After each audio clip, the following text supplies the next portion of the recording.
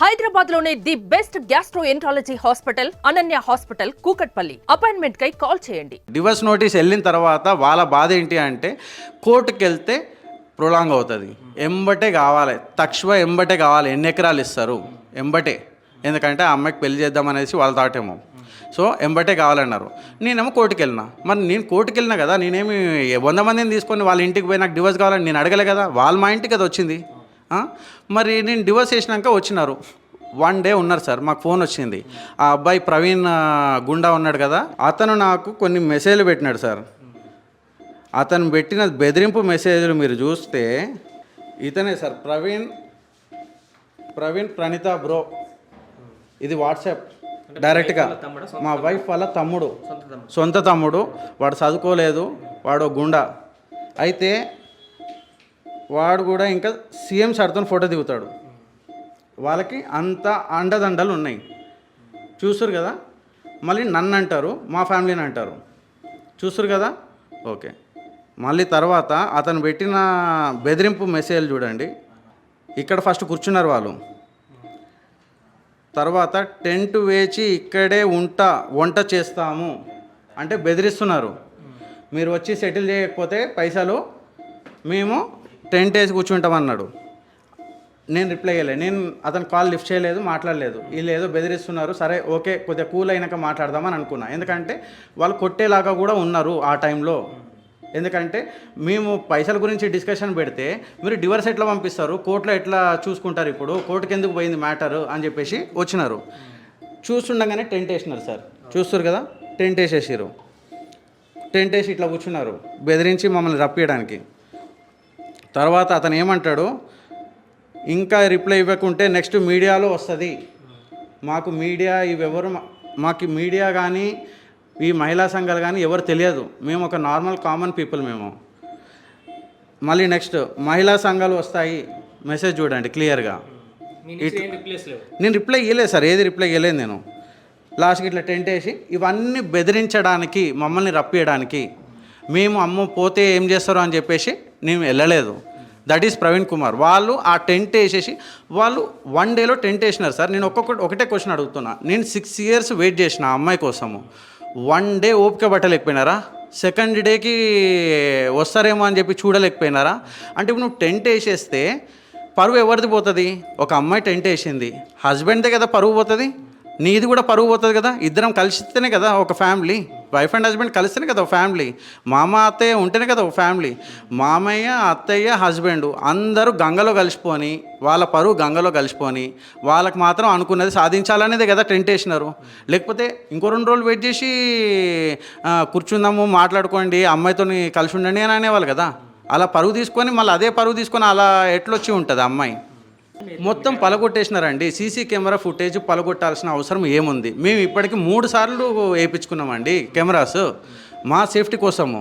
వాళ్ళు పలగొట్టాల్సిన అవసరం ఏముంది? అందులో ఒక క్లియర్ వీడియో నేను నిన్న కూడా చూపించినాను, ఆ అమ్మాయి ఫుటేజ్ ఎట్లా పలగొడుతున్నది అని చెప్పేసి కెమెరాని. అసలు పలగొట్టాల్సిన అవసరం ఏముంది ఆమెకి? ఆమె మీ ఇంట్లోనే ఉంటున్నారా ఆమె ప్రజెంట్? అంతకుముందు ఈ ఇన్సిడెంట్ అయ్యే వరకు ఇన్సిడెంట్ నేను యాక్చువల్గా వీళ్ళు ఆ అమ్మాయి మా ఇంటికి రావడానికి కారణం ఏంటి అంటే, నేను అంతకుముందు ఒకసారి September 22 రోజు వాళ్ళు 50 మెంబర్స్తోని మా ఇంటికి దౌర్జన్యానికి వచ్చినారు ఆస్తి కోసము. ఎందుకంటే ఆ రోజు నన్ను 50 మందిలో కూర్చోబెట్టి, మేము 5గురమే ఉన్నాము, 50 మందిలో కూర్చోబెట్టేసి నువ్వు ఉంటావా ఏంటి నీ పరిస్థితి అన్నారు. నేను ఉంటా అన్నాను క్లియర్గా, నా దగ్గర ఆడియో ఉన్నాయి, అవి కూడా ఆడియో ఉన్నాయి. ఉంటా అన్నాను. ఉంటా అన్న తర్వాత ఆ అమ్మాయిని కూడా అడిగినారు, ఏంటమ్మా నీ పరిస్థితి ఏంటంటే, నేను ఉండను అతనితో, నాకు నమ్మకం లేదు ఆయన పైన అని క్లియర్గా అన్నది. అన్న తర్వాత వాళ్ళ సైడ్ నుంచి 4 పెద్ద మనుషులు, మా సైడ్ నుంచి 4 పెద్ద మనుషులు లోపలికి వెళ్ళినారు. చర్చలు అయినాయి, ₹1 ఇది అది అన్ని డిస్కషన్స్ అయినాయి. అయిన తర్వాత ఒక కొలిక్కి వచ్చింది. కొలిక్కి వచ్చిన తర్వాత ఆ అమ్మాయి మళ్ళీ వాళ్ళ పెద్ద మనుషులతోని, అరే ఇట్లా కాదు, వీళ్ళు ఇంత ఇస్తాను ఒప్పుకున్నారు కదా, ఇది కూడా తీసుకుందాము, ఇంకో అపార్ట్మెంట్ అడుగుదాము, నువ్వు ఉంటా అని చెప్పు, అప్పుడు అపార్ట్మెంట్ కూడా రాసిస్తారు, చేపిచ్చిస్తారు అని, నేను ఉంటాను చెప్పమని మళ్ళీ ఎంబటే చేంజ్ చేసేసి సాయంత్రానికి, మధ్యాహ్నం ఏమో ఇదన్నారు, సాయంత్రానికి ఏమో ఆ అమ్మాయి ఏమంటుంది, లేదు నాకు ఉండడానికి ఓకే, కాకపోతే నాకు ఇవన్నీ కావాలి ప్లస్ అపార్ట్మెంట్ కూడా కావాలి ఉండడానికి. 2 ఎకరాల 26 గుంటలు కూడా ఒప్పుకున్నాడు. అది అన్న తర్వాత ప్లస్ అపార్ట్మెంట్ కూడా కావాలన్నారు. అయితే వాళ్ళ పెద్ద మనుషులే, ఎందుకంటే మేము చెప్పలేకపోయినాం, వాళ్ళకి వెళ్ళమని చెప్పలేకపోయినాం, ఏం చెప్పలేకపోయినాం. వాళ్ళ పెద్ద మనుషులు అంటే అమ్మ నువ్వు పొద్దున్నుంచి నేను ఉండనంటావు, సాయంత్రానికి ఇప్పుడు వచ్చి నేను ఉంటా అంటూ అపార్ట్మెంట్ కావాలంటావు. ఇది లైఫ్ అంటే అమ్మా, ఇది లైఫ్ అంటే సడన్గా నేను ఉంటా తర్వాత ఉండను అని కాదు. ఒక్కసారి నువ్వు తెలుసుకో, ఈ దసరా వరకు నువ్వు ఒకసారి ఆలోచించుకొని డిసిషన్ తీసుకొని రండి అని చెప్పేసి వాళ్ళ పెద్ద మనుషులే పంపిస్తే వెళ్ళిపోయినారు. లేకపోతే ఆ రోజు ఎంతైతే అంత రాయించుకొని వెళ్దామనేసి వాళ్ళు వచ్చినారు 50 మంది. పోయిన లాస్ట్ దసరా సెప్టెంబర్ 22 సార్ 2024 అంటే లాస్ట్ దసరా అంటే అప్పటి వరకు కూడా మీరు కలిసి ఉందామని అనుకున్నారు అమ్మాయితోటి?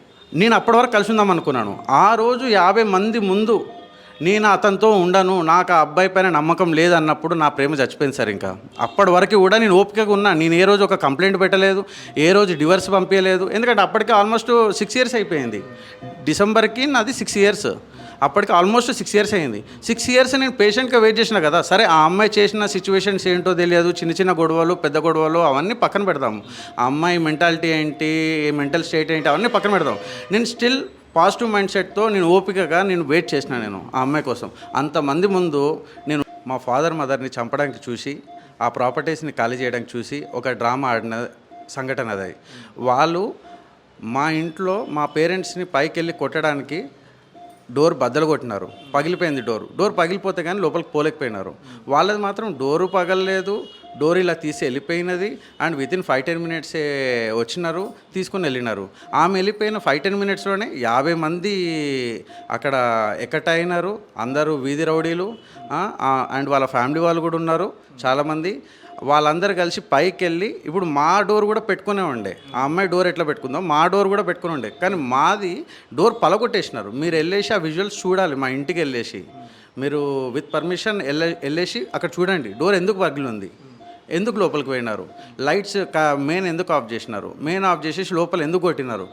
మా పోలీసు వాళ్ళు ఒక్క 5 minutes to 10 minutes లేట్ అయ్యి ఉంటే చనిపోయేవాళ్ళు సార్. మీ దగ్గర ఉంటే చూపించండి ఆ డోర్ పలిగినాయి. అండ్ ఇంకొకటి, ఈ అటెంప్ట్ చేసిన తర్వాత మీ తల్లిదండ్రుల పైన దాడి జరిగిందా, లేకుంటే దాడి జరిగిన తర్వాత ఆ అమ్మాయి అటెంప్ట్ చేసిందా? ఆ అమ్మాయి ఇన్సిడెంట్ అయిన తర్వాత వాళ్ళందరూ ఆ అమ్మాయిని ఇలా తీసుకెళ్ళిపోయి ఎంబటే 50 members వచ్చేసేసి అందులో ఒక 10-15 members లోపలికి వెళ్ళినట్టున్నారు. మిగతా వాళ్ళు అక్కడే కింద చూస్తూ ఉన్నారు. వాళ్ళు ఎందుకు మెయిన్ ఆఫ్ చేయాల్సి వచ్చింది, నా క్వశ్చన్స్ వినండి. ఎందుకు మెయిన్ ఆఫ్ చేయాల్సి వచ్చింది, ఎందుకు మా కెమెరాలు పలగొట్టాల్సి వచ్చింది, ఎందుకు పలగొట్టాల్సి వచ్చింది, ఎందుకు మా డోర్ పలగొట్టాల్సి వచ్చింది. మా పేరెంట్స్ అక్కడే ఉన్నారు, మా పేరెంట్స్ పారిపోయినారు అన్నారు, మా పేరెంట్స్ని కొట్టినారు. దానికి సాక్ష్యము పోలీస్ వాళ్ళే వచ్చి రెస్క్యూ చేసినారు. మేము పారిపోలే, పోలీస్ వాళ్ళు కార్లో వచ్చేసి వాళ్ళ వ్యాన్లో వచ్చేసేసి రెస్క్యూ చేసినారు.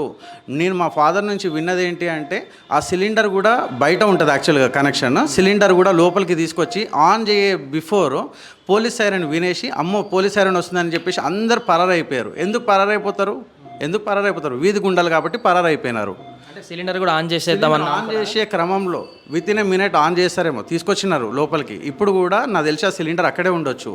మీరు వెళ్ళేసి కవర్ చేయాలి. దాని కీస్ మా ఫ్రెండ్ దగ్గర ఉన్నాయి, ఇంటి కీస్ కింద అక్కడ గేట్ కీస్ కింద మీరు వెళ్ళి కవర్ చేయాలి. అది నేను కోరుతున్నాను. అసలు ఏమైంది, ఆ అద్దాలు ఎందుకు పలిగినాయి, ఎవరు బలగొట్టారు, మాది మేమే బలగొట్టుకుంటామా. మా ఫాదర్ రిప్కేజ్ ఇరిగిపోయినాయండి. ఇప్పుడు కావాలంటే ఎక్స్రేలు చూపిస్తాను, మీరు డాక్టర్ని కూడా అడగండి. He's taking rest. ఇప్పుడు ఎందుకైనా నేను ఇది చూపిస్తానండి, కొన్ని విజువల్ చూపిస్తాను. ఇక్కడ చూస్తారా ఎంతమంది వచ్చినారో ఆ రోజు. అటెంప్ట్ జరిగి మా పేరెంట్స్ని తీసుకెళ్ళిపోయిన తర్వాత చాలామంది వెళ్ళిపోయినారు వీధి రౌడీలు. ఇంకా ఇది అద్దాలు చూసినారా సార్, మాది మేమే బలగొట్టుకుంటామా. సింపుల్గా మీరు ఆలోచించండి ఒకసారి. ఇందులో నుంచి మా మదర్ని గుంజుకొని పోయినారంట, మా మదర్ చెప్తున్నారు. టీవీ ఫర్నిచర్ మొత్తం ఎరగొట్టేసినారు, లోపల టీవీ కింద పడేసి ఫర్నిచర్ మొత్తం పలిగిపోయింది. ఇది నేను చెప్పడం కాదు సార్, మీరు వెళ్ళి చూడండి, కవర్ చేయాలని చెప్పేసి నేను అడుగుతున్నా. మా మదర్ ఫోను ఎట్లా పలగొట్టినారు చూడండి, మా మదర్ ఫోన్ ఇది ఒక చిన్న క్లిప్పింగ్ ఉంది, ఇది ఒక చిన్న సౌండ్ వస్తూ ఉంది అనుకుంటా. ఇదంతా దాడి జరిగిన అయిపోయిన తర్వాత